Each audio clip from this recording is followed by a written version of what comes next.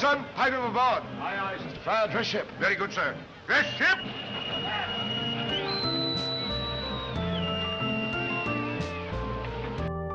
A brief history of man's maritime mastery. Chapter 4. The Scourge of the Northern Seas. From the fury of the Northmen, good Lord, deliver us. For centuries, this desperate prayer echoed across the monasteries and villages of Western Europe. As the square-sailed, high-prowed longships of the Vikings surged toward their shores, fear gripped the hearts of the people. These vessels, sleek and menacing, cut through the waves with an eerie grace, their arrival heralding devastation and despair. From the late 8th century to the close of the 10th, the chronicles of France and England are steeped in mourning, recounting the merciless raids of these Norse marauders. Stories of their cruelty abound. Vikings were said to fling babies from spear to spear for sport, and no monastery or village was safe from their wrath. Near the end of the 9th century, the devastation was so widespread that there was no road which was not littered with the dead, including priests, women, and children. It seemed that all Christian people would perish. But who were these wild men, these warriors of rugged stature and barbaric ways? Whence did they come? They were Scandinavians, hailing from the harsh, unforgiving lands of the north. In Old Norse, Vik means fjord, and ing means sun. Viking simply means the son of the fjords. Their homeland was a realm of towering mountains and deep inlets, where the easiest path was by water. It was a land of stark beauty, yet it offered very little to its ambitious sons, so it was only natural that they should turn to the sea. Young chieftains, eager to prove their worth, were assigned longships, masterpieces of naval architecture designed to withstand the savage storms that swept the North Sea and battered Norway's rugged coast. Overpopulation in their homelands ensured a steady supply of followers, eager for the promise of wealth and glory. What better way to make one's fortune than to raid the fertile lands of England just across the North Sea, or to sack a port along the continent? Sea robbing demanded not just courage, but the swiftest and sturdiest ships. The longships of the Vikings were unmatched in their time, a testament to the ingenuity and craftsmanship of these seafaring warriors. Thanks to the burial customs of these chieftains, whose ships were often entombed with them, we know a great deal about their craft. Especially fine vessels have been unearthed from the grave mounds at the Gokstad and Osberg farms in Norway, both dating from the 9th century and both preserved in Oslo's Viking ship hall. These ships, relics of a fierce and storied past, offer us a window into the lives of the Vikings, who once struck fear into the hearts of all who heard the thunder of their oars on the open sea. Far older than the legendary Viking longships is the famed Nidum boat, unearthed from a peat bog in Jutland, now housed in a museum in Schleswig, Germany. Dating back to the early 4th century, this remarkable vessel measures 76 feet in length with an 11-foot beam. Its discovery tells a story as intriguing as its construction. Oddly enough, the boat appears to have been scuttled. Holes were slashed in its hull, and bundles of loot lay nearby. You can almost picture the scene. Burly raiders, hotly pursued, tossing their plunder overboard before sinking their own ship. They chose to destroy their own vessel rather than allow their enemies to overtake them and gain the satisfaction of capturing and killing them. This act of defiance speaks volumes about the fierce independence and pride of these ancient mariners. These early vessels were long, shallow, double-ended craft, quite unlike the carvel-built ships of the Mediterranean and the Indian Ocean, whose planks were fitted edge to edge over an A-frame with caulking in between. Norse ships, by contrast, were clinker-built with overlapping planks. This method allowed for more caulking to be tucked into the joints, creating a tighter, more watertight hull. Shipwrights shaped each plank from logs, leaving a cleat at intervals.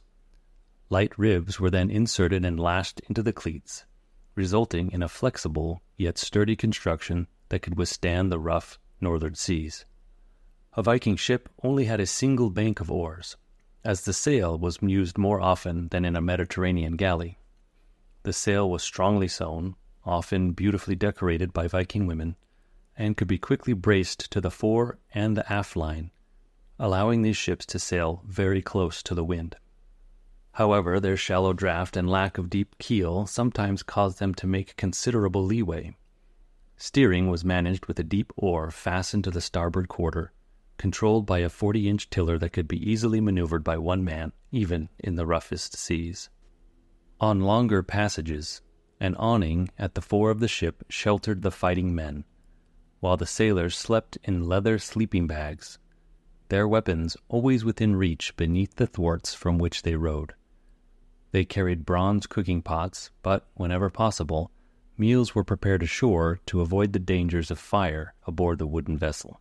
In a remarkable feat of maritime skill, a replica of the Gokstad ship was built in Norway for the 1893 Chicago World's Fair. This replica sailed across the North Atlantic, following in the wake of its ancient predecessor. Constructed, rigged, manned, and handled just as the original would have been, this vessel undertook an even more challenging voyage, without stopping at Iceland or resting in Greenland's harbors. Under the command of Captain Magnus Anderson, she sailed from near Bergen to St. John's, Newfoundland, taking just 27 days to complete the journey. Despite bad weather, this ship performed admirably, achieving speeds of 10, sometimes 11 knots. The sail proved not only efficient, but tractable, and Captain Anderson reported that the wooden ship remained remarkably tight, even in storms. As in the original construction, the ship was not rigid. In a big sea, the entire hull worked, with the gunwale twisting half a foot out of line and the bottom rising nearly an inch, like the chest of a breathing whale. Yet the planking let in no sea, and the ship's elasticity was, in fact, part of her strength. It was this blend of craftsmanship and resilience that made these vessels legendary, not just as warships, but as symbols of the Viking spirit, unyielding, adaptable, and always ready to face the unknown. You can now stand before these ships, harbored in museums, and as you do so, it is not hard to marvel at the sheer audacity of those men who once sailed them. To our modern eyes, these vessels might appear too fragile, too delicate even, to have braved the unforgiving North Atlantic seas. But what seamen those Vikings must have been. Though they likely knew little of precise navigation, relying instead on rudimentary tools, they possessed a profound understanding of the natural world. The sun and stars were their guides, the tides and ocean currents their trusted companions. Above all, they knew their ships, how they performed in every wind, every storm, every current. The Vikings were keen observers of nature. They watched the migratory patterns of birds, setting sail in the spring much like their avian counterparts, and returning home at the autumnal equinox. Then they would bring their ships ashore, covering them for the long winter. These vessels were not just tools of war or transportation, they were cherished, almost living entities. The Vikings lavished care upon them, bestowing poetic names like Snake of the Sea, Raven of the Wind, and Lion of the Waves. Even their sails were given names such as Cloak of the Wind and Mast-Headed Tapestry. To a Viking, no temple meant more to an ancient Greek than the longship. It was a symbol of manhood, adventure, self-respect, and the very hope of eternity. In these ships, the Viking sought to achieve his greatest goals, the perpetuation of his memory through heroic deeds and the amassing of wealth. The more treasure he took with him to the next world, the greater his happiness in the afterlife. This belief is captured in the Havamal, a poem inspired by the wisdom of Odin, the god of war. It offers advice fitting for a warrior culture. A man who wishes to despoil others of their lives and goods must be up betimes. A loafing wolf never gets fat. A sleeping man never wins a battle. Physical courage was the highest virtue, and death in battle was seen as a passport to paradise. The Valkyries, maidens sent by Odin, were said to select only the bravest warriors for Valhalla, the glittering, shield-roofed palace where they would feast and engage in daily combat until doomsday. With such a fate awaiting them, it is little wonder why the Vikings were fearless. Consider an exchange between Thorkel Leira and a captured countryman after a brutal sea battle. As Leira prepared to execute the man, he asked, "What do you think now of death?" The man replied calmly, "What happened to my father must happen to me. He died, so must I." Another captive, when asked how he wished to die, requested to be beheaded from the front so that all could witness his courage. He neither flinched nor closed his eyes as the axe fell upon him.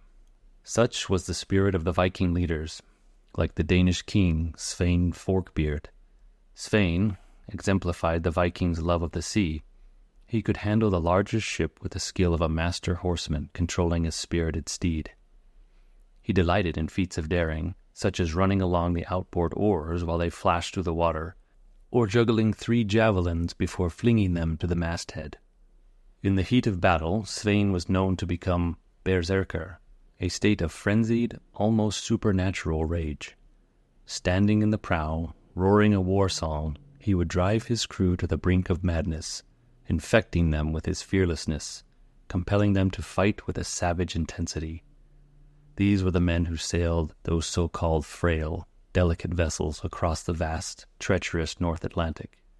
Men who lived for the thrill of battle, the call of the open sea, and the promise of eternal glory.